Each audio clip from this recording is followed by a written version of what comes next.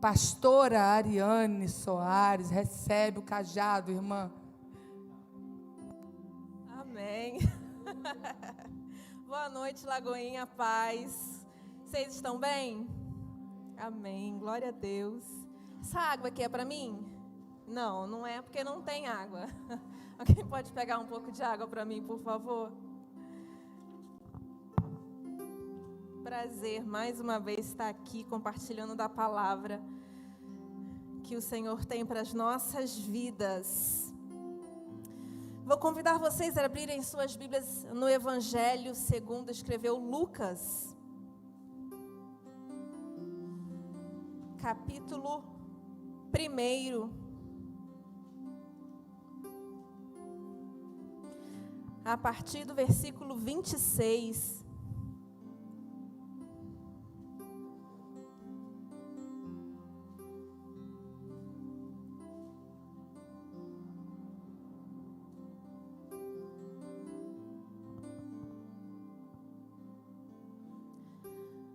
No 6º mês da gestação de Isabel, Deus enviou o anjo Gabriel a Nazaré, uma cidade da Galileia, a uma virgem de nome Maria. Ela estava prometida em casamento a um homem chamado José, descendente do rei Davi. Gabriel apareceu a ela e lhe disse: "Alegre-se, mulher favorecida, o Senhor está com você." Confusa, Maria tentou imaginar o que o anjo quis dizer. "Não tenha medo, Maria", disse o anjo, "pois você encontrou favor diante de Deus. Ficará grávida e dará à luz um filho e o chamará Jesus. Ele será grande e será chamado Filho do Altíssimo. O Senhor Deus lhe dará o trono de seu antepassado Davi, e ele reinará sobre Israel para sempre.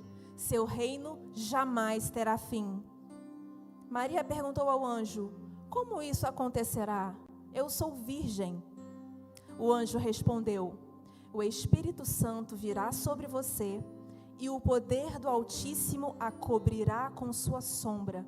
Portanto, o bebê que vai nascer será santo e será chamado Filho de Deus.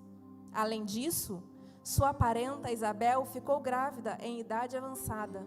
As pessoas diziam que ela era estéril, mas ela concebeu um filho e está no 6º mês de gestação, pois nada é impossível para Deus." Maria disse: "Sou serva do Senhor, que aconteça comigo tudo o que foi dito a meu respeito." E o anjo a deixou. Eu não sei vocês, mas essa é a história mais bela, essa é a história mais linda, mais emocionante, mais bonita que qualquer pessoa pode ouvir. Não existe no mundo inteiro nenhuma história mais bonita que essa. E eu acho que todos nós já assistimos essa cena. Assistimos essa cena em filmes que a gente vê. Geralmente, quando vai chegando o Natal, as emissoras começam a passar filmes que contam a história de Jesus. Nós já assistimos essa cena em peças nas igrejas, que fazem sempre a representação do nascimento de Jesus no Natal. Já assistimos até cidades fazem essa peça, fazem essa cantata e mostram essa cena. Ela é a história mais bela da humanidade. Ela tanto é a história mais bela de toda a humanidade, que a história é dividida entre antes dela e depois dela. A história é dividida entre AC e DC. Antes de Jesus e depois de Jesus. É uma história tão bonita, tão bela, tão forte, tão emocionante, que ela dividiu a história da humanidade em duas partes. Nenhum outro acontecimento teve essa força, teve esse poder e teve essa grandeza de dividir a história ao meio. Tem um desenho na Netflix, fazer um merchan aqui. A Netflix não está me pagando nada, não, mas tem uma animação na Netflix chamada A Estrela de Belém. Não sei aqui se vocês já assistiram, mas ela conta a história do nascimento de Jesus a partir do ponto de vista dos animais da estrebaria. É um desenho lindo. Se você não conhece, se você tem filhos, eu recomendo a você passar esse desenho para os seus filhos. Recomendo para adultos e crianças. Quando eu assisti esse desenho, eu me emocionei. Eu chorei assistindo a estrela de Belém e como os animais da estrebaria se sentiram honrados em ter diante dele o nascimento do Salvador. É um desenho lindo que eu recomendo a vocês. Então, essa história que Lucas escreve, Mateus fala sobre ela, Marcos fala, João fala, todos os evangelhos narram esse grande acontecimento. E João narra esse acontecimento, mas ele fala um pouquinho diferente. Ele fala que a palavra se fez carne e habitou entre nós, e nós vimos a sua glória como a glória do unigênito de Deus.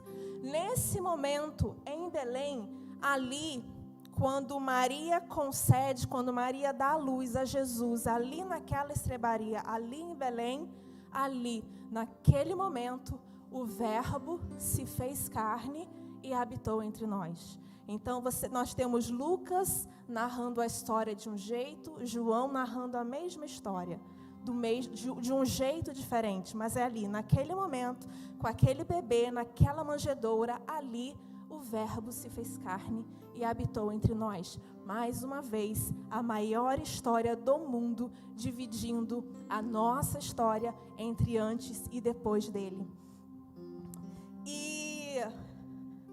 E aí eu fico pensando uma história tão magnífica, tão importante, tão sensacional e tão essencial para as nossas vidas, que aí eu fico conjecturando, eu fico imaginando, e se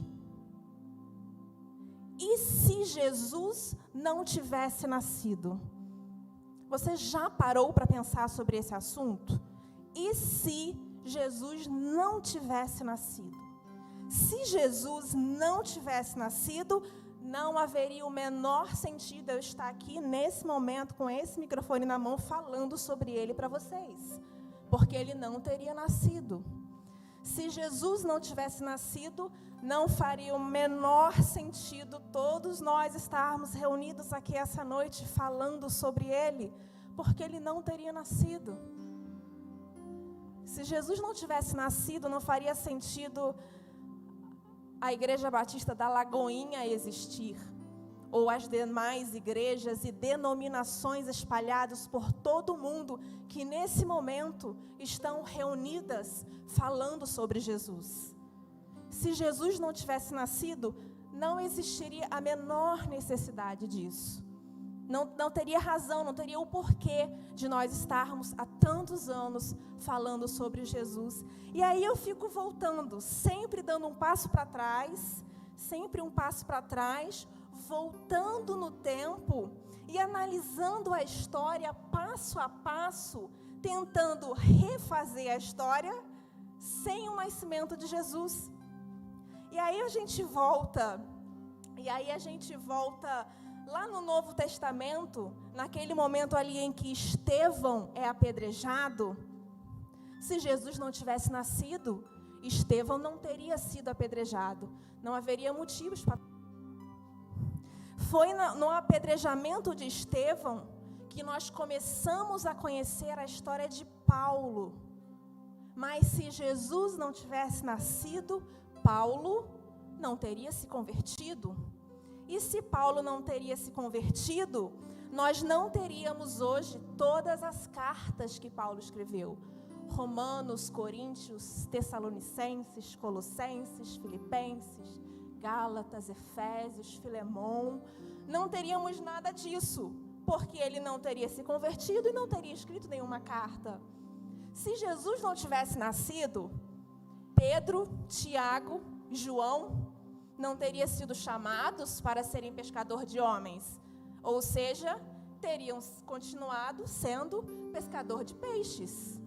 E teriam morrido pescando peixes, porque eles nunca teriam sido chamados. Se Jesus não tivesse nascido, nada disso teria acontecido. E aí, se Jesus não nasce, a gente continua andando para trás. Se Jesus não nasce, eu fico pensando qual a necessidade dos profetas. Isaías, Jeremias, Ezequiel, Daniel, Joel, Abacuque, Malaquias, Sofonias, Ageu, Naum.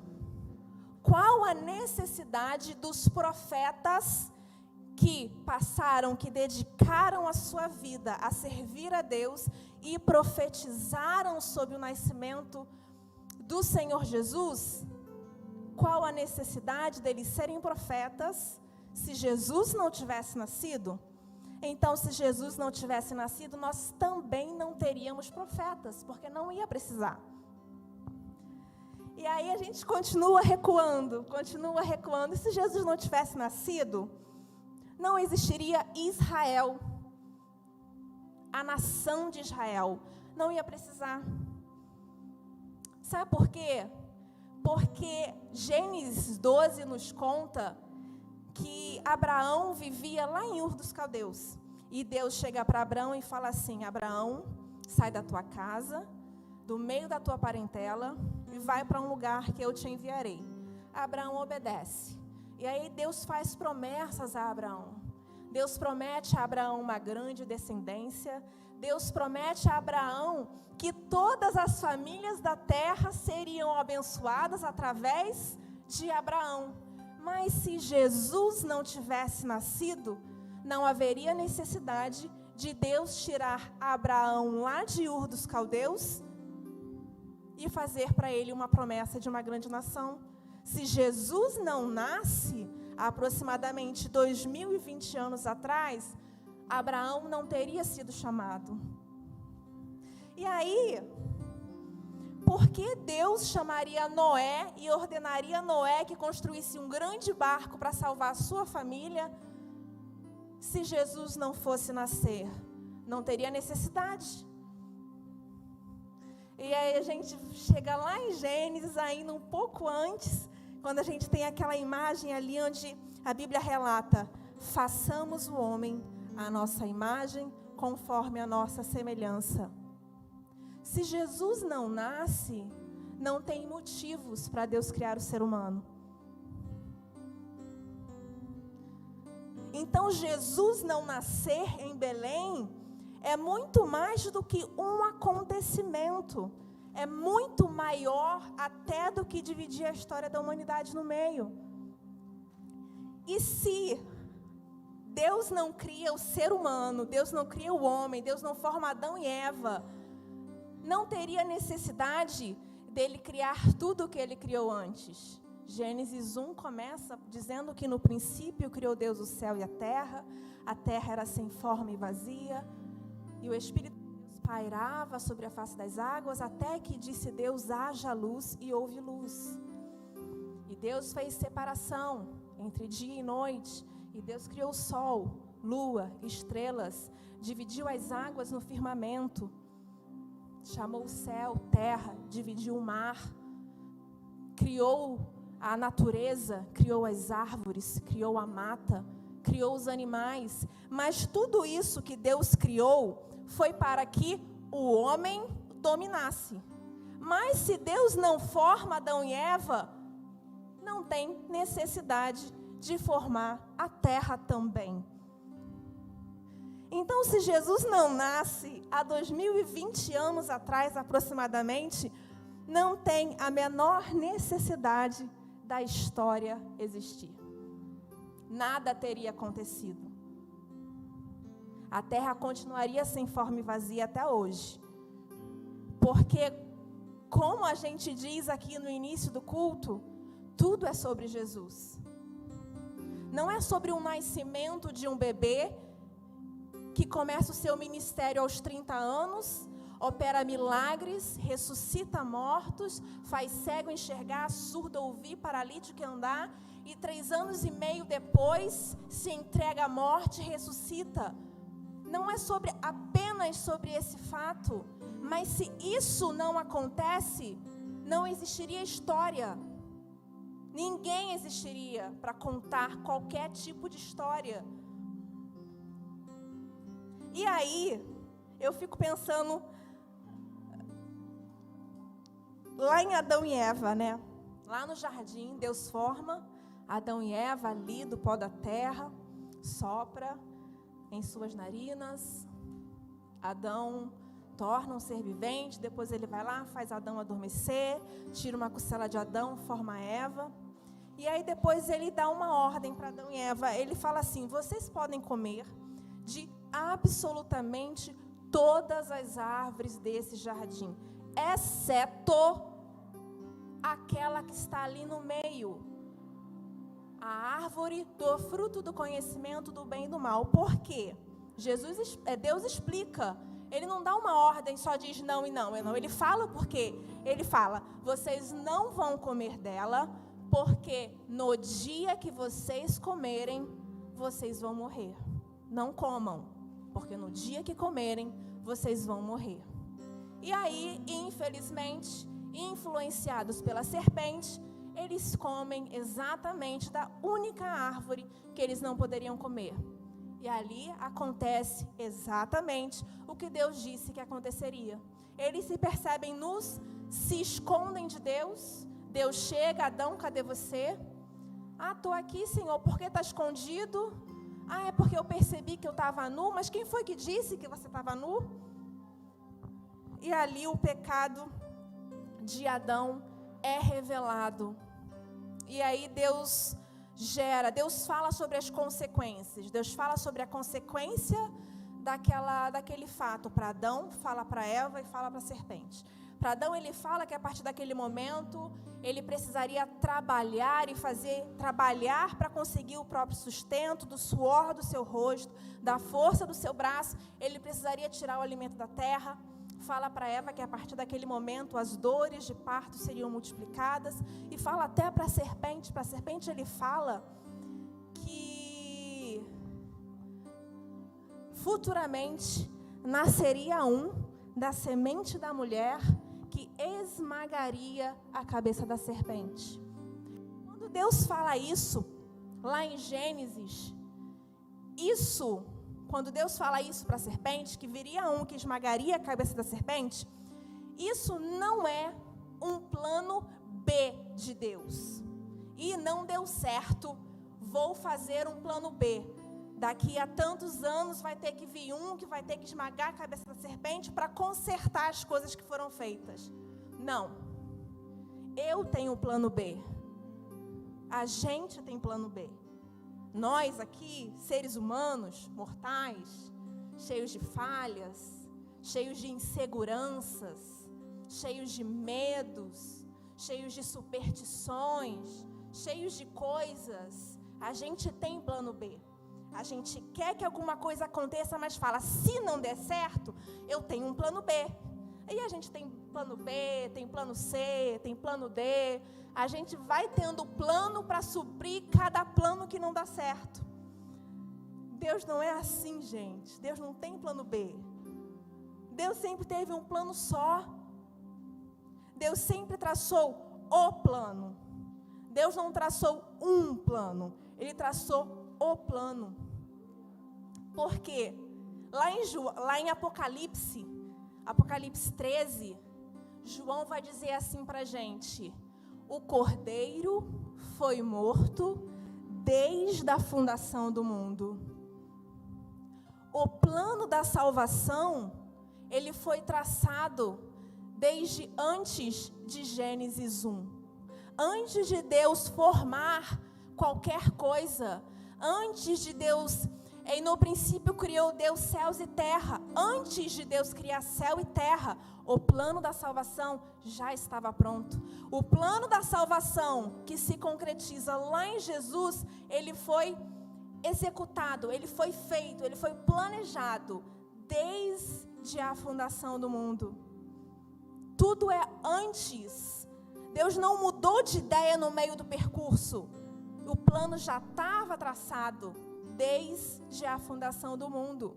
E Paulo também vai dizer para Timóteo, na segunda carta, Paulo vai dizer assim: Timóteo,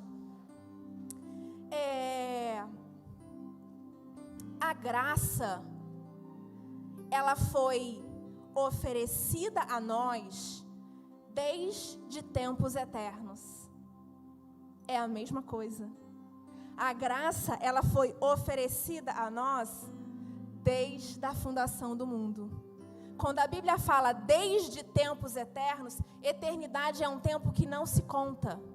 Nós temos dificuldade de compreender a eternidade porque nós vivemos debaixo de um relógio. Deus está acima do nosso relógio. Deus não tem um começo, nós temos começo. Nós começamos a partir da nossa concepção. Deus nunca foi concebido, Ele é eterno. Ele está acima do tempo. Desde antes, agora e depois. Ele somente é. Nós fomos, nós seremos, nós estaremos. Para a gente existe passado, presente e futuro. Para Deus não existe, porque Deus está acima do relógio. É o relógio que nos dá essa base de tempo, que o tempo passa, precisamos correr atrás do tempo, precisamos planejar o nosso futuro, precisamos olhar para trás, precisamos viver o presente. Isso é coisa nossa, Deus está muito acima disso.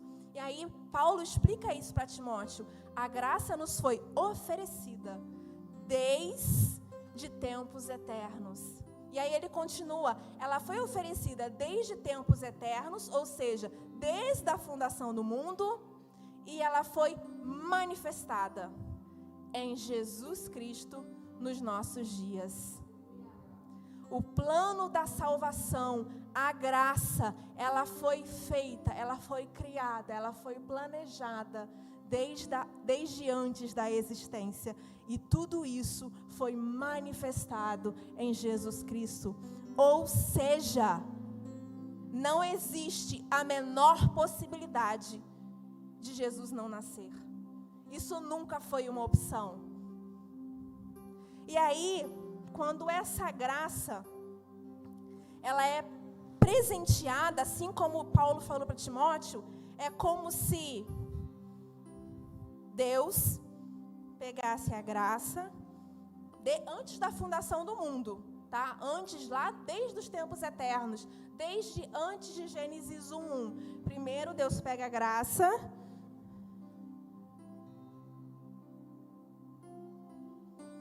e oferece, coloca à nossa disposição, e depois Ele começa a criar.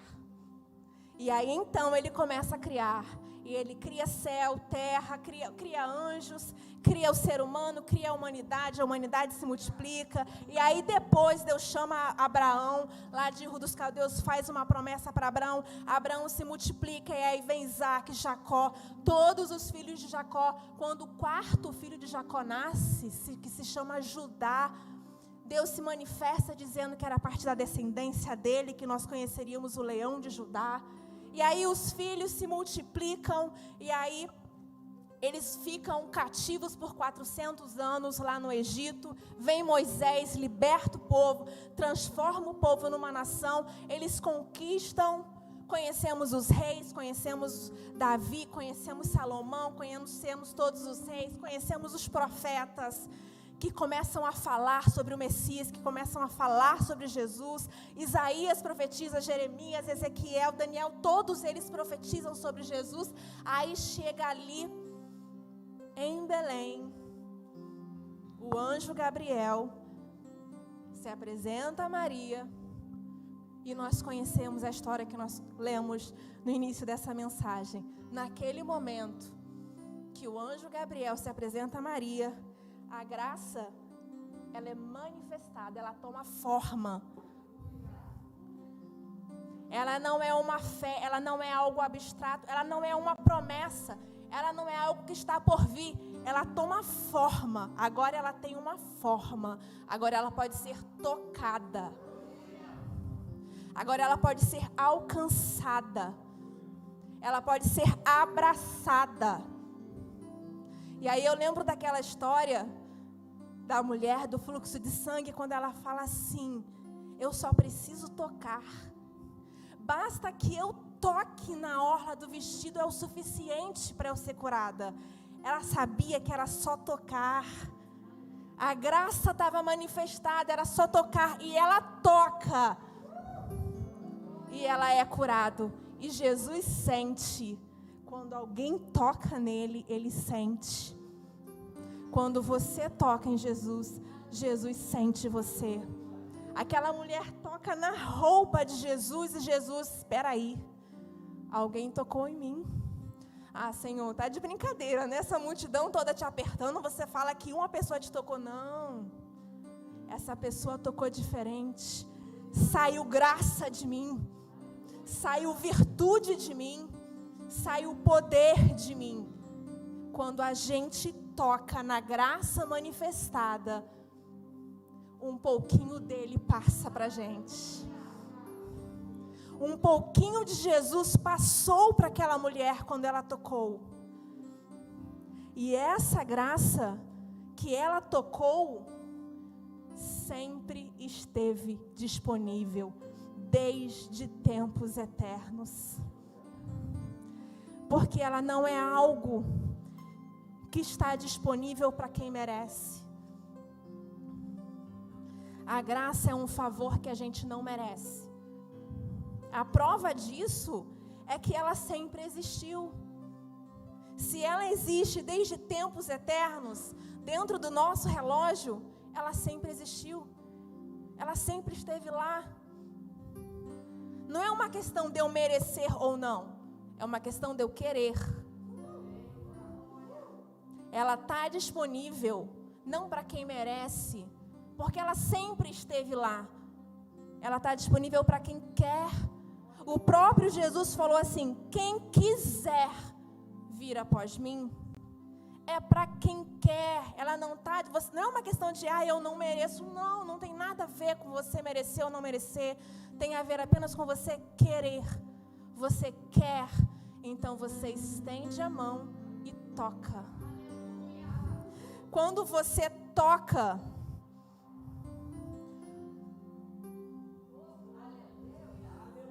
Jesus, ele passa para você. Você fica parecendo com ele, porque você passa a ter um pouquinho dele em você. E isso sempre esteve disponível para quem quer. E eu quero assim, anota isso que eu vou falar. Papel e caneta, você que está me assistindo na internet, pega o bloquinho do celular e anota. Porque quanto mais parecido com Jesus você fica, mais único você se torna.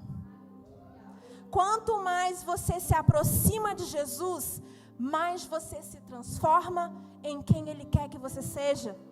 Não existe cópias, existem pessoas únicas. Lá no Salmo 139, o salmista nos fala que nós fomos formados no ventre da nossa mãe. E desde lá do íntimo do nosso ser, o Senhor já nos conhece. Ele já sabe quem você nasceu para ser. Mas para saber quem você nasceu para ser, você precisa tocar. Você precisa tocar em Jesus, você precisa tocar nessa graça que sempre esteve disponível para você. Ela está aqui essa noite. É disso que a gente fala sobre tomar posse, porque ela sempre esteve disponível. Paulo é muito claro quando ele escreve para Timóteo: Timóteo, a graça, ela foi oferecida desde tempos eternos, e ela foi manifestada em Jesus nos nossos dias. Ela sempre existiu. Não existe a menor possibilidade de Jesus não nascer, porque Ele sempre esteve lá. Ele sempre foi, Ele sempre é, Ele sempre será Rei dos reis, Senhor dos senhores, Alfa, Ômega, princípio e fim. Ele sempre será Jeová Rafá, Jeová Jiré. Ele sempre será El Shaddai, Ele sempre será grande, Ele sempre será altíssimo, e Ele sempre está disponível para você. Basta você estender a sua mão e tocar nessa graça.